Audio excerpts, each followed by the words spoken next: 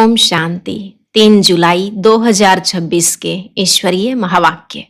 पहले सुनते हैं मुरली के मुख्य पॉइंट्स। आज बाबा ने बच्चों को तसल्ली देते हुए कहा, बच्चे थोड़ा धीरज धरो, तुम पापों के बोझ से बहुत भारी हो पड़े हो। अभी बाप तुमको पुण्य आत्मा बनाए ऐसी दुनिया में ले जाते हैं जिसको स्वर्ग कहते हैं। वहां न कोई पाप होगा न कोई दुख। फिर बाबा ने कहा, अभी तुम आस्तिक बने हो, तुमको ज्ञान का तीसरा नेत्र मिला है। जब तक ब्राह्मण न बने तब तक ज्ञान का तीसरा नेत्र मिल न सके। जो आस्तिक बन जाते हैं वह बाप को अच्छी रीति प्यार करते हैं, फिर बाप का भी उनके ऊपर प्यार रहता है, तभी तो स्वर्ग का वर्षा देते हैं। लास्ट में बाबा ने कहा, तुम्हें सबको बताना है कि शिव बाबा आया हुआ है, उनको याद करो। तुम्हें औरों को भी ज्ञान की भूं भूं करनी है, जिससे वह भी मनुष्य से देवता, स्वर्ग की परी बन जाएं। अब सुनते हैं महावाक्यों को विस्तार से। मुरली का सार। मीठे बच्चे, तुम इस ड्रामा के आदि मध्य अंत को जानते हो। तुम्हें बाप द्वारा ज्ञान का तीसरा नेत्र मिला है, इसलिए तुम हो आस्तिक। प्रश्न, बाप का कौन सा टाइटल धर्म स्थापकों को नहीं दे सकते हैं?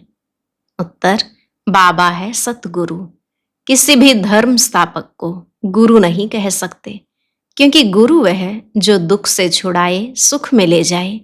धर्म स्थापन करने वालों के पीछे तो उनके धर्म की आत्माएं ऊपर से नीचे आती हैं, वह किसी को ले नहीं जाते। बाप जब आते हैं तो सभी आत्माओं को घर ले जाते हैं, इसलिए वह सभी के सतगुरु हैं।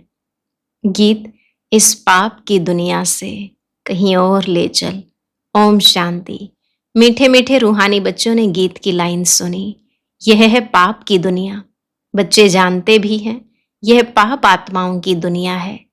कितना बुरा अक्षर है, परंतु मनुष्य यह समझ नहीं सकते कि सचमुच यह पाप आत्माओं की दुनिया है। जरूर कोई पुण्य आत्माओं की दुनिया भी थी, उसको कहा जाता है स्वर्ग। पाप आत्माओं की दुनिया को कहा जाता है नर्क। भारत में ही स्वर्ग और नर्क की चर्चा बहुत है। मनुष्य मरते हैं तो कहते हैं स्वर्गवासी हुआ, तो इससे सिद्ध होता है नर्कवासी थे। पतित दुनिया से पावन दुनिया में गया, परंतु मनुष्यों को कुछ भी पता नहीं है। जो आता है सो बोल देते हैं, यथार्थ अर्थ कुछ भी नहीं समझते हैं। बाप आकर तुम बच्चों को तसल्ली देते हैं कि अब थोड़ा धीरज धरो, तुम पापों के बोझ से बहुत भारी हो पड़े हो। अब तुमको पुण्य आत्मा बनाए ऐसी दुनिया में ले जाते हैं जिसको स्वर्ग कहा जाता है। वहां न कोई पाप होगा न कोई दुख होगा। बच्चों को धीरज मिला हुआ है। आज यहाँ हैं, कल अपने शांति धाम सुख धाम में जाएंगे। जैसे बीमार मनुष्य थोड़ा ठीक होने पर होता है तो डॉक्टर धीरज देते हैं, जल्दी से तुम बहुत अच्छा हो जाएंगे। अब यह तो है बेहद का धीरज। बेहद का बाप कहते हैं, तुम तो बहुत दुखी पतित हो गए हो। अब हम तुम बच्चों को आस्तिक बनाते हैं।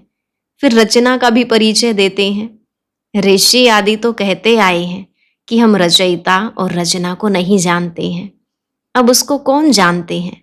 कब और किस द्वारा जान सकते हैं? यह किसको पता नहीं है।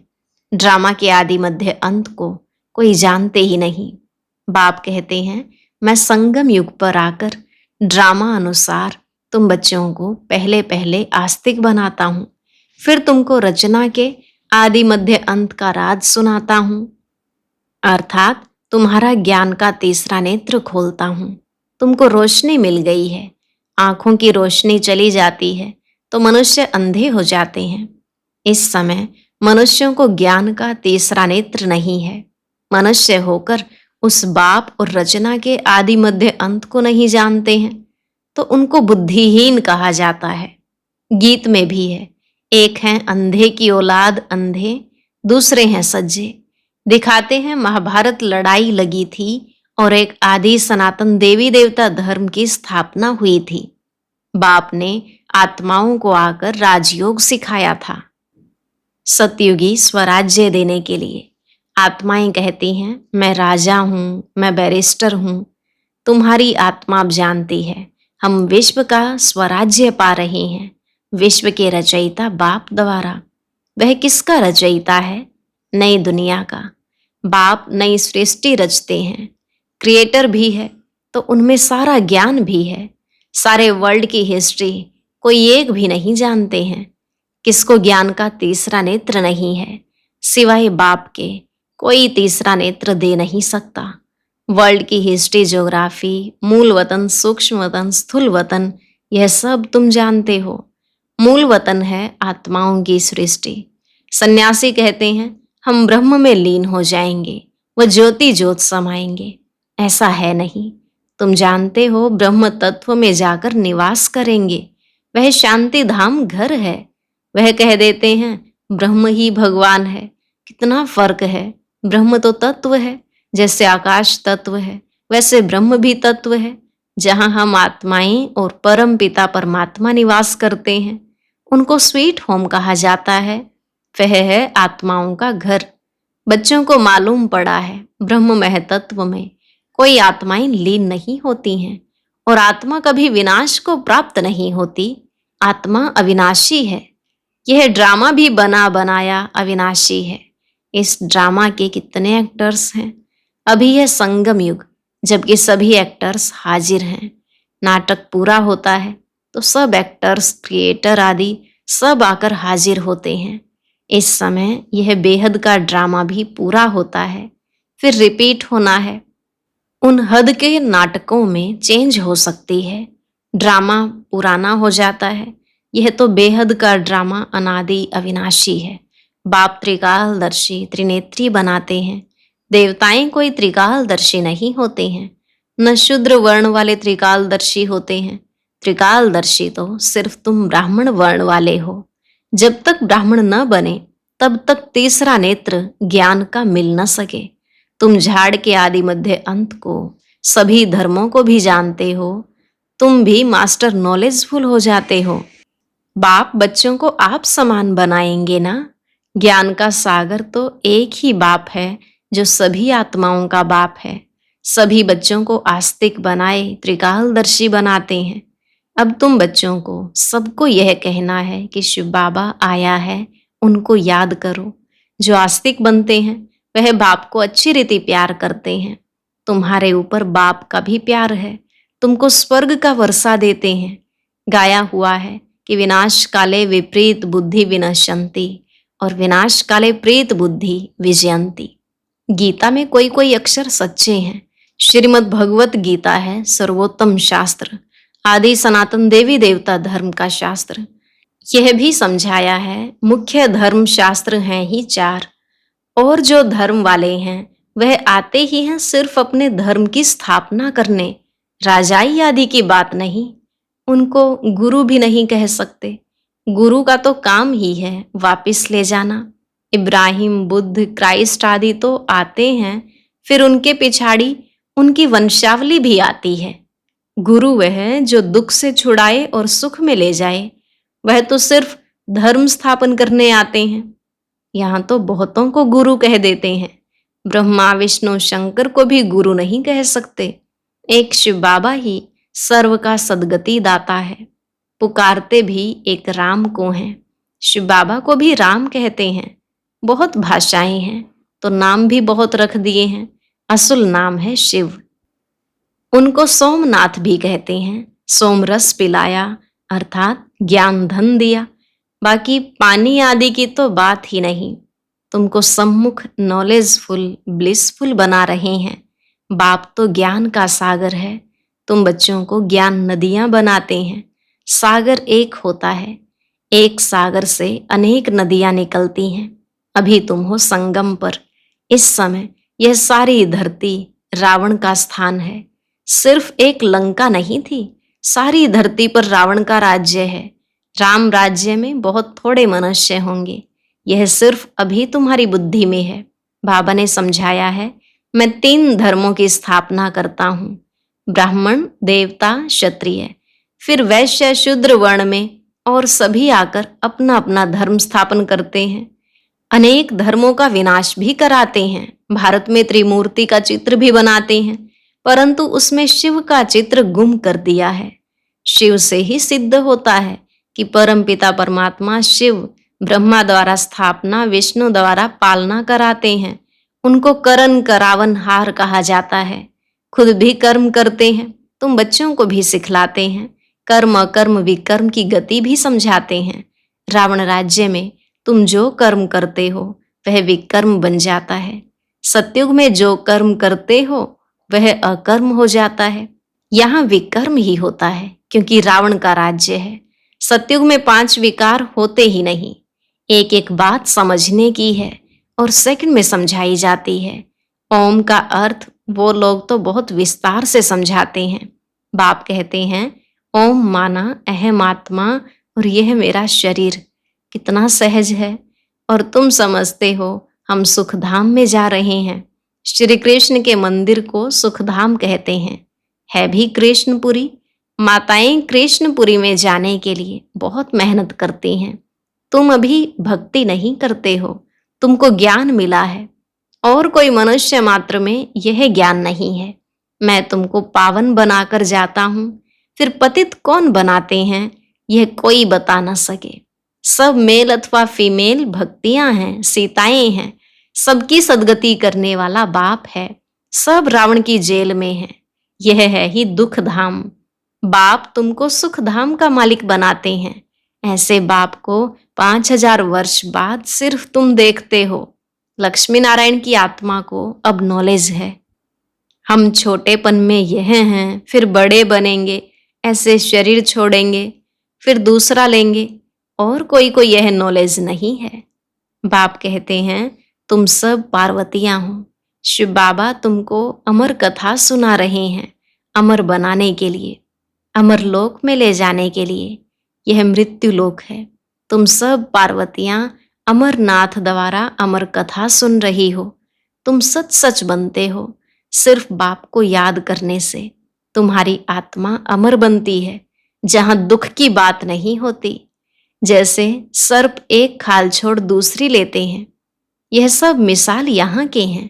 ब्रह्मरी का मिसाल भी यहाँ का है। तुम ब्राह्मण क्या करते हो? विकारी कीड़ों को बदल देवता बनाते हो। मनुष्य की ही बात है। ब्रह्मरी का तो यह एक दृष्टांत है। तुम ब्राह्मण बच्चे अभी बाप द्वारा अमर कथा सुन रहे हो।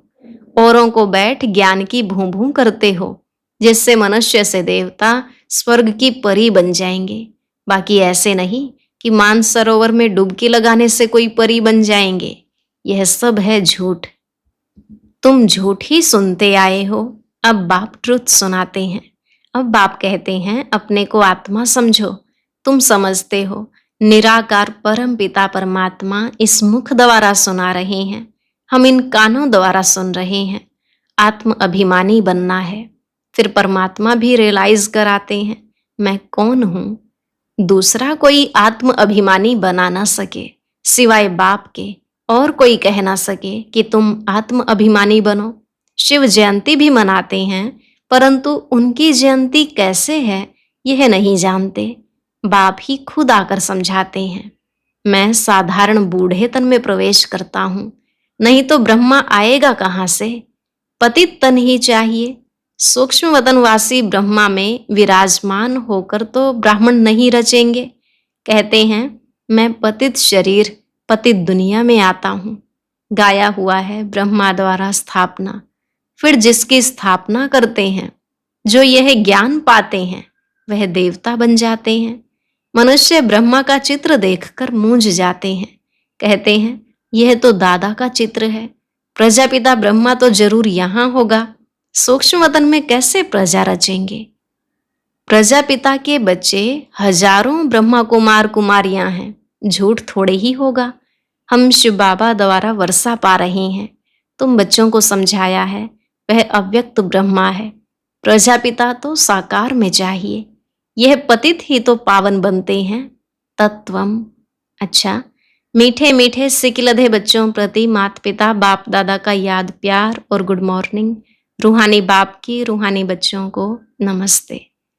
रूहानी बच्चों की रूहानी बाप दादा को नमस्ते नमस्ते, गुड मॉर्निंग, शुक्रिया बाबा, शुक्रिया। धारणा के लिए मुख्य सार। पहला पॉइंट, आत्म अभिमानी बनकर इन कानों द्वारा अमर कथा सुननी है। ज्ञान की भूं भूं कर आप समान बनाने की सेवा में रहना है। दूसरा, बाप समान नॉलेजफुल ब्लिसफुल बनना है। सोम रस पीना और पिलाना है। वरदान, माया के विघ्नों को खेल के समान अनुभव करने वाले मास्टर विश्व निर्माता भव। माया के विघ्नों को खेल के समान अनुभव करने वाले मास्टर विश्व निर्माता भव। बाबा ने कहा, जैसे कोई बुजुर्ग के आगे छोटे बच्चे अपने बचपन के अलबेलेपन के कारण कुछ भी बोल दें, कोई ऐसा कर्तव्य भी कर लें, तो बुजुर्ग लोग समझते हैं कि यह निर्दोष अनजान छोटे बच्चे हैं, कोई असर नहीं होता है। ऐसे ही जब आप अपने को मास्टर विश्व निर्माता समझेंगे तो यह माया के विघ्न बच्चों के खेल समान लगेंगे। माया किसी भी आत्मा द्वारा समस्या, विघ्न व परीक्षा पेपर बनकर आ जाए तो उसमें घबराएंगे नहीं, लेकिन उन्हें निर्दोष समझेंगे। स्लोगन, स्नेह, शक्ति और ईश्वरीय आकर्षण स्वयं में भरो तो सब सहयोगी बन जाएंगे। स्नेह, शक्ति और ईश्वरीय आकर्षण स्वयं में भरो तो सब सहयोगी बन जाएंगे। अव्यक्त इशारे, ज्वाला स्वरूप स्थिति में रह शक्तिशाली याद का अनुभव करो। अभी ज्वालामुखी बन आसुरी संस्कार, आसुरी स्वभाव सब कुछ भस्म करो। जैसे देवियों के यादगार में दिखाते हैं कि ज्वाला से असुरों का संहार किया। असुर कोई व्यक्ति नहीं, लेकिन आसुरी शक्तियों को खत्म किया। यह अभी आपकी ज्वाला स्वरूप स्थिति का यादगार है। अब ऐसी योग की ज्वाला प्रज्वलित करो जिसमें यह कलयुगी संस्कार जलकर भस्म हो जाए। अच्छा, आज का अव्यक्त ज्ञान मोती सुनने के लिए ऊपर दिए गए बॉक्स पर क्लिक करें। अगर बॉक्स दिखाई नहीं दे रहा है तो ऊपर जो कॉर्नर में शो लिखा हुआ है उस पर क्लिक करें।